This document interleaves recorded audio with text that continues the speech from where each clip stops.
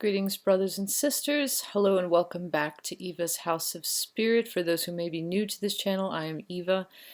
And excuse the towel on my head, I just washed my hair. With that said, I know it's been about 2 weeks since I last posted anything on my channel, but we just had a major snowfall here in the northeastern US, and that made me think about a video I did here on my channel about a year ago. Not quite to the day, but it was around this time last year I did a video that addressed a very relevant topic, and that topic was snow magic, winter magic. And so I felt that it would be definitely appropriate if I sort of made a part 2. So that's what I'm here to do today. If you haven't seen that first video I did, I'm going to have it linked in the description below for any of you who may have missed that. So if you want to watch that one first, you can go down and check that one out first before you continue with this one. Or I'm sure it wouldn't hurt if you watch this one first, but yeah, maybe it's better if you watch them in order. I have some notes with me. I wrote down the things I want to say so that I don't skip anything that I wanted to cover. So if you see me kind of looking away, it's because I'm referring to my notes. I really want to stay on track, and I really want to cover everything because I have a lot to say this time. The things that I'm going to talk about regarding snow magic and winter magic this time are going to be different from the things that I mentioned last time. So you're going to get some different methods in this video. Okay, so now that I've introduced this topic, let's get into some ways the snow can be used in magical working, like things you can do. The first thing I want to suggest is the use of melted snow. You can charge it, you can bless it, and you can use that as sacred water in your rites, in your workings. I'm going to refer to that as sacred snow water from this point forward. So when I say sacred snow water, I'm referring to melted snow that you have charged and blessed for use in your work. These are some things that I've come up with that water can be used for. For example, you can make up a good amount of sacred snow water and use it for boiling water divination. And how you would go about that, you would fill a pot with the sacred snow water, a pot or a pan. You would place it on your stovetop. Nixie, stop it. If the camera shakes a little, she's trying to like play with me. She's like swatting at me from just off camera. But anyway, so yeah, you fill a pot with the sacred snow water. You put it on your stovetop. You set it to boil. Once you get a rolling boil going, then you take out a camera and you photograph a bunch of photos. Just go nuts. Photograph, photograph, photograph. As many photos as you can, as many as you want. It doesn't have to be any set number.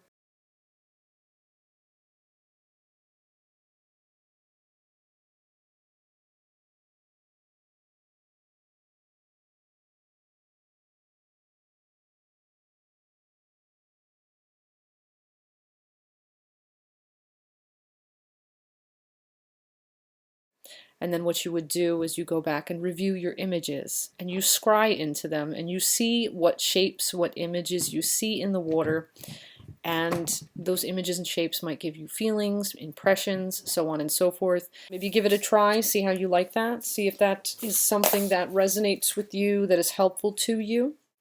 Another thing you can do with sacred snow water is you can anoint your third eye, the base of your neck, like back here at the base of your neck, and also your solar plexus area. You can anoint those 3 areas before doing any sort of divination.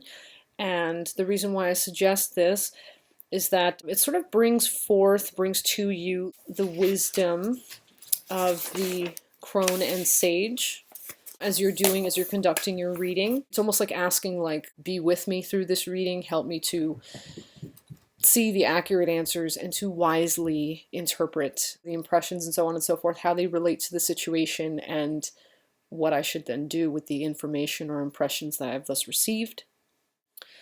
Another thing you can do with sacred snow water You can cleanse your crystals or stones or other magical tools with it. If you're going to use it to cleanse stones, though, I recommend that you be sure that your stones are not water soluble. Like, you don't want to try cleansing something like selenite in sacred snow water, because your selenite will melt. Certain stones don't do well in water, so just be sure that you know if that stone can be in water without like dissolving or becoming damaged, okay? Now, cleansing crystal stones are tools in sacred snow water. This attunes items with the season, and this would be a good cleansing method to use for dark power tools, things that you're using at dark times of the moon, or again in the winter, or items used in shadow work or used in work with the crone and the sage again. You will notice that I constantly refer to shadow work, the crone and the sage, and winter and dark power. That's because those are sort of all associative of this time of year, and the snow has a connection with that. Ultimately, sacred snow water can be used in any way that relates to working with seasonal winter energies and or related powers, entities, or deities. The sky's the limit. But I will say I don't suggest ingesting sacred snow water. And the reason why I say that, even if you live in a rural area, unfortunately, our environment is polluted. There are pollutants in the atmosphere. When the snow comes down, it contains impurities. I don't think it'll kill you if you were to ingest some, but you probably don't want to be ingesting snow, just like you shouldn't ingest rain. Just to be on the safe side, please don't ingest sacred snow water or don't ingest snow. You can use it like topically or just, in any other method or means. Just you don't probably want to be eating it or drinking it, okay? I also mentioned using sacred snow water in conjunction with shadow work. The reason that I suggested using sacred snow water in conjunction with shadow work is because of snow's associations with, as I mentioned in my first video, things like introspection, striving to be our best as human beings, strength, or trials or tests that transform us for the better. Now, where introspection is concerned, without introspection, I don't think shadow work can take place. You need to sort of introspect in order to conduct self-analysis and in order to explore like deeper into yourself, into your psyche, into your emotions, and etc., and what's going on with you. Also, where striving to be our best as human beings is concerned, the purpose of shadow work is to better the self through identifying issues and addressing them so that healing can begin. That is part of the process, one of the first steps to bettering yourself as a human being, to refine yourself, to work out your crap, so to speak, Unless and until we work on ourselves, we have no hope really of becoming our best selves. But it's a process, and it's evolutionary, and it takes time, but shadow work can definitely facilitate that, I think. Now, where strength is concerned, it takes strength to face yourself without illusion, without delusion, to honestly face yourself. It also takes strength to own your own shit, you know what I mean, and to not lie to yourself. It takes strength to do that. It's easy to carry on as though nothing's wrong, or nothing's afoot, or just to be like, yeah, whatevs.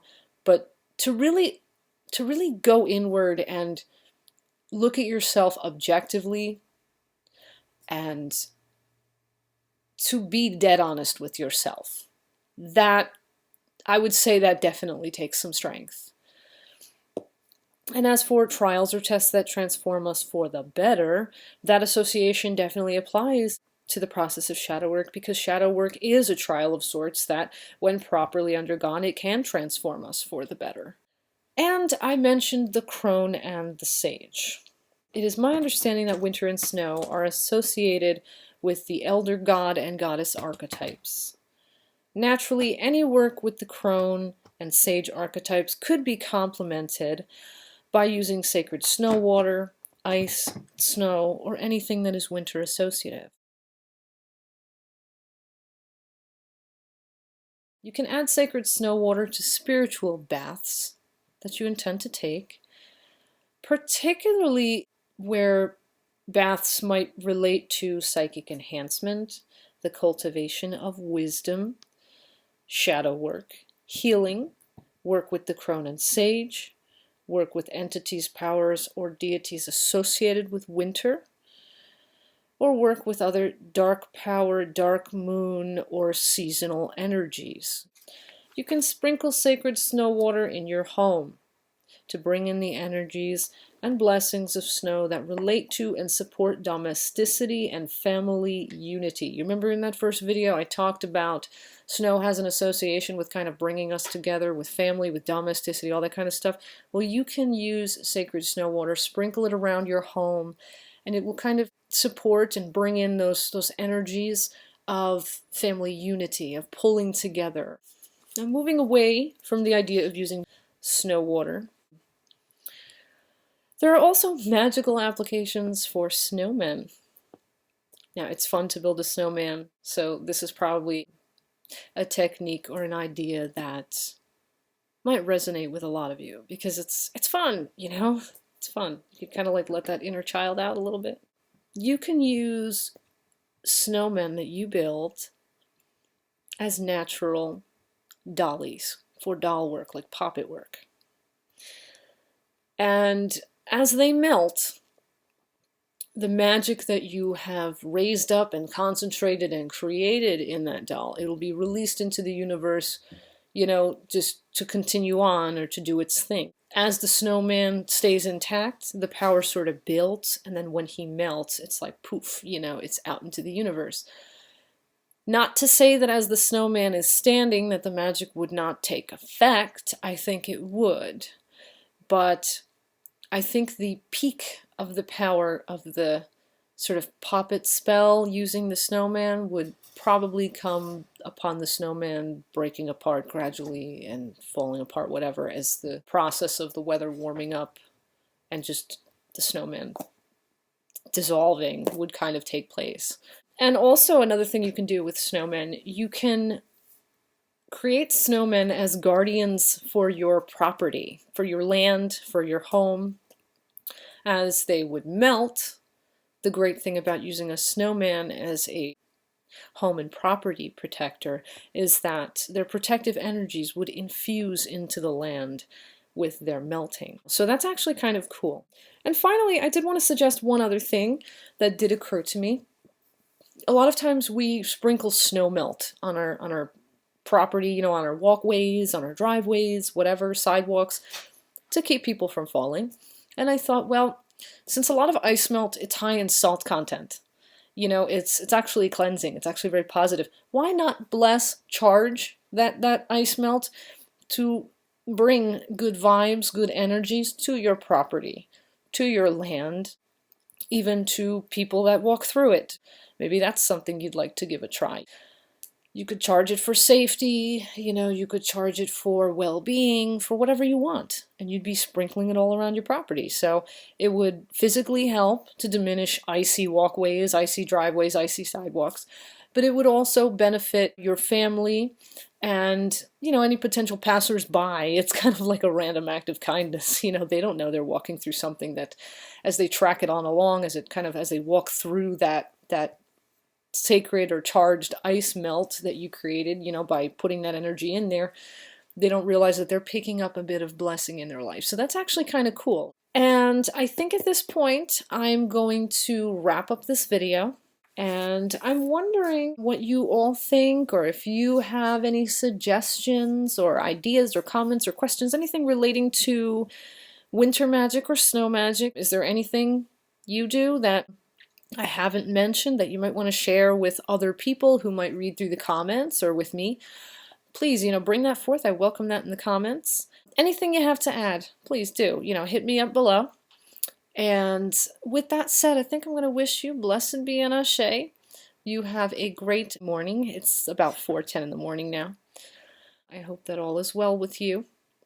And until next time, until our next exchange, you stay awesome. And bye-bye for now.